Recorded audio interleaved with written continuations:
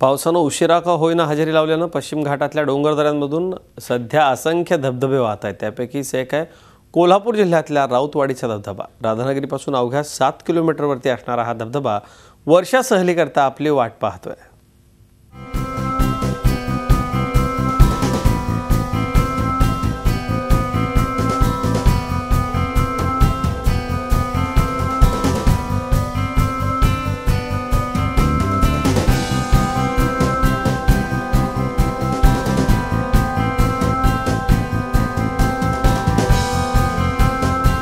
सह्याद्रीच्या हिरव्यागार डोंगर रांगा, दाट जंगल, बेभान होऊन कोसळणारा धुवाधार पाऊस, वेगळ्या जगात नेणाऱ्या रानवाटा, बोचरी थंडी, दाट धुक्यातून जाणारी वेडीवाकडी वळणं आणि खळखळाट करत 150 फुटांवरून कोसळणारा हा राधानगरी तालुक्यातला राऊतवाडी धबधबा।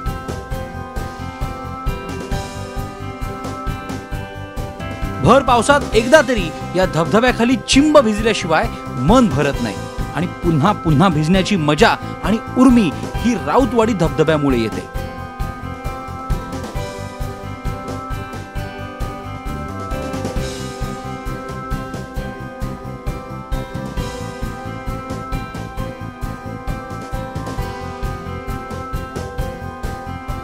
राऊतवाडी धबधब्यापर्यंत पोहोचण्यासाठी साधारणतः 1.5-2 तासांचा वेळ लागतो। पण एकदा का या धबधब्याचं दृश्य पाहिलं की तुम्ही हरखून गेल्याशिवाय राहत नाही।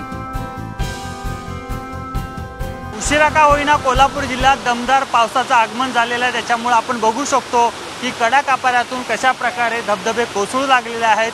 मी कोल्हापूर जिल्ह्यातल्या राधानगरी तालुक्यात आहे आणि याच तालुक्यातला हा राऊतवाडीचा धबधबा आपण बघू शकतो की 200 फुटावरून कोसळतोय। दरवेळेला जूनच्या पहिल्या-दुसऱ्या आठवड्यातच हा धबधबा प्रवाहित होतो, पण यंदा मात्र हा जूनच्या 3ऱ्या आठवड्यात प्रवाहित झालेला आहे। गर्द हिरवीगार झाडी ओलांडून जाताना आणि पायवाट तुडवताना एक मस्त नेचर ट्रेकही अनुभवता येतो। एका वेगळ्या जगात आल्याचा, सारी टेन्शन संपल्याचा फील इथे अनुभवता येतो।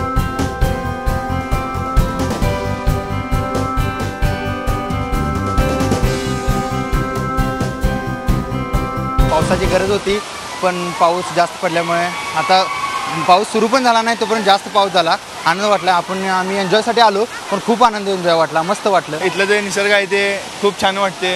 इथं आम्ही फ्रेंड सर्कल आलो आहोत फिरायला आणि आपण जे बघताय ते धबधबा दिसायला पण लई छान वाटते आणि एन्जॉय करायला पण लई छान वाटले। मला धबधबा पूर्ण आवडला।